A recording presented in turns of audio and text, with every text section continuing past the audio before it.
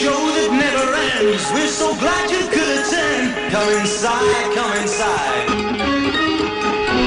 Welcome back to The Price of Business. I am your host, Kevin Price, talking to you about you and your business. Going to move quickly to my friend, Walter Rogers. He's with Baker Communications, and I'd love to get well-versed from Walter on how to keep our sales and customer relations moving in the right direction. How are you, my friend?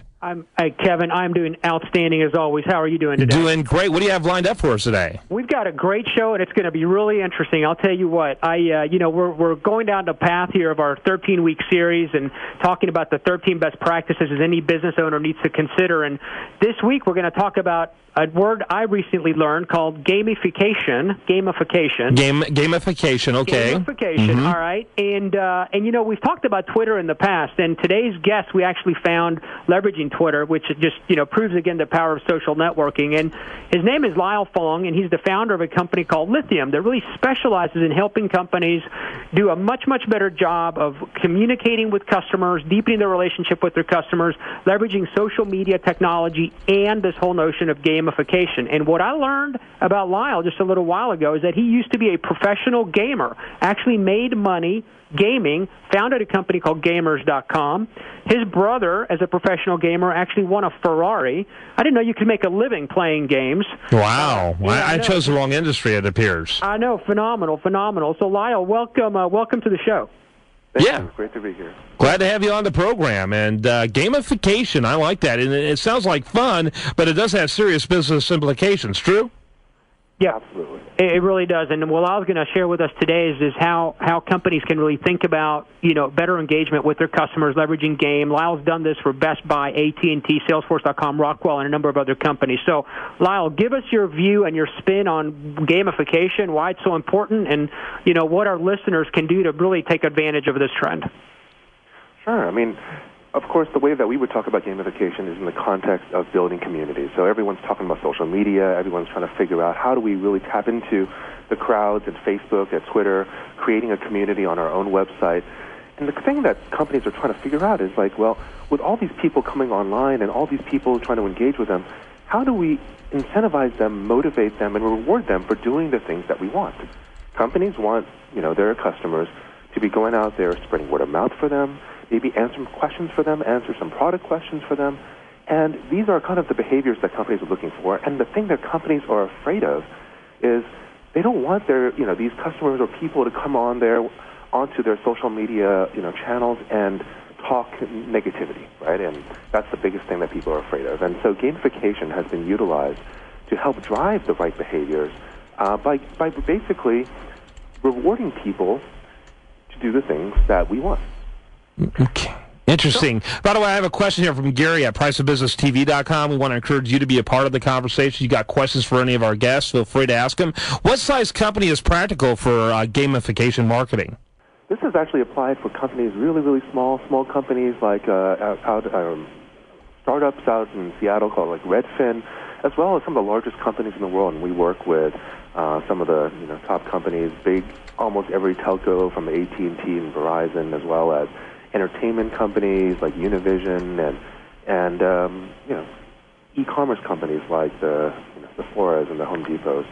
So it really has spanned across many different types of industries and company sizes. And I think the reason for that is because in the end, what we're trying to do is reward and incentivize people, and it doesn't matter if you're a consumer for a big company or a small brand. You're still the same. Lyle, how hard is it? Let's say you're a small company and you want to, dip your toes in the water and try to gamify your business. What are some things you should consider, and then how would somebody get started down this road? Well, there's one kind of misconception around gamification, which is that it's just about adding gaming features to a website, making it look cutesy like a game. And in the end, that doesn't really drive the right behavior. To do this right, it's like games. There's thousands of games being created every, week, and it is turning into, the point where 1% of the games actually make it, right? Most of the games out there aren't actually that fun. No one really plays it. And this is the challenge that companies have in doing this as well. It's not just about adding gaming features. It's about making something that's actually entertaining and valuable to the consumer. And so I would say if companies were trying to do this, that they should find the right partner to do this right and figure out what is the primary objective they're really trying to drive for. Hey, I got a couple of comments here at the board at priceofbusinesstv.com. Lyle, I wanted to ask you, how does a service company do gamification? Examples of rewards, for example. And then Cricket commenting that it sounds like the concept of a good forum, but you make a real community out of it instead of just a forum, which sounds like a pretty good comment. Your thoughts? Yeah, no, it's exactly that way. So I'll just give you some specific examples, right? I mean, basically on some of these communities, you have these people who are spending hours a day on their sites answering questions for people, helping people out. Well, how do we get these people to do that? How do we get them to be such strong advocates of ours and helping us, drive our business? And what it is like over time, as they're doing the behaviors that you like, and online it's much easier to track this stuff, we're rewarding them with simple things like badges and achievements. Their names are in different colors. They have privileges that other people have. And the key thing to remember is that online, in these virtual communities, just like in virtual worlds in gaming, everybody's equal. And the only thing that differentiates between one person and the next is their reputation. And so just providing them rewards in the form of reputation is a really strong motivator. Interesting. Walter? How would somebody start on something like this? If somebody wanted to say, great, I want to, start down this journey. What is the first step on the journey? Well, the first step would be to figure out, all right, usually this is tied to companies' social media campaigns, trying to figure out how do I really engage with this consumer that has changed. The social customer is out there. Their expectations have changed. They have, 130 Facebook friends. They have 300 Twitter followers. That's the average user out there. And like that, how do we engage with them? And so the first thing that a company should be figuring out is like, okay, well, what is the objective I'm trying to achieve? Am I just trying to have them engage with me, or do I want them to help me, provide answers? I want to have them help me provide support. I want to just create a better relationship with my customers. And then from there, we build, working with the right companies, we start building the stepping stones to do this right. Yeah, comments over there at priceofbusinesstv.com. Feel free to join that conversation. They also love passing it back. After all, who doesn't? And another comment, sounds like a good deal for nonprofits, too. You want to comment on that, Lyle? Yeah, it's absolutely. I mean, as I said before, across every industry, profits or nonprofits, I think in particular in nonprofits, it will be even more valuable because you're able to reward and incentivize people to do this, but with non-financial ways. And so it actually, interestingly, is people would love to help evangelize for a company and become an advocate for the company if they're rewarded in the right way. But the minute we actually pay them, they actually get disincented. They don't want to be paid because then other people view them as biased. They feel that they're getting bought off, and it actually is a negative, often a negative reward. So especially in the case of nonprofits, this can work tremendously well. So it sounds like offering economic compensation to do this is not is maybe one of the reasons that 99% of the games fail. As you mentioned, only 1% of them make it. Any other big gotchas that people should stay away from? Like, my gosh, don't ever do these two things. Yeah, one of the most common ones that you see, especially in the community space, is that people go out there and give points for contributing content. And so they think, oh, that's kind of interesting. So if you post something for me, if you post a video or post an image, I'll give you a point. And they think that's kind of neat. But really what you're doing in that case is then you're just incentivizing spam, right? Because the more content, people realize the more content I create, the more points I get.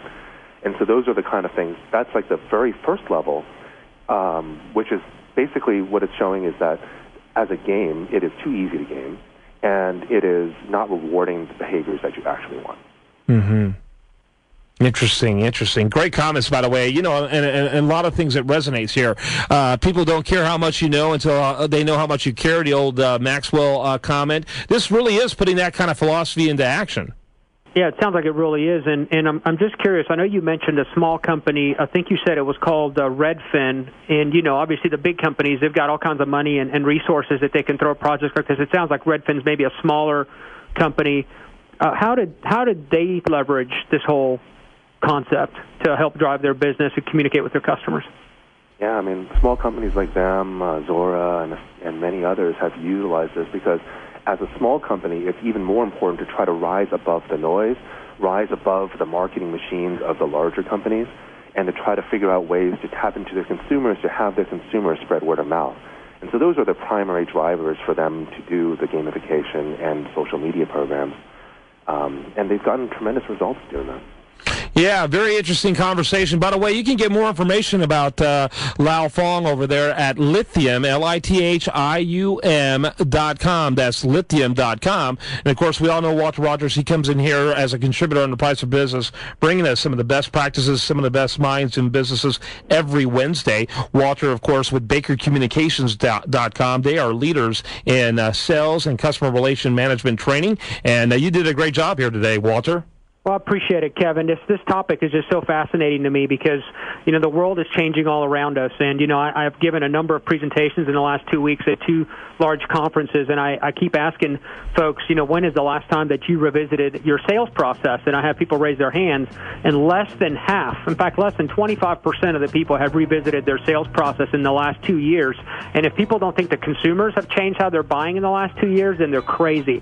And this is just one example of a strategy that business owners have got to consider as they think about how they're going to grow in 2011 and beyond. Well, you hear that music. Thanks very much, gentlemen. Great segment.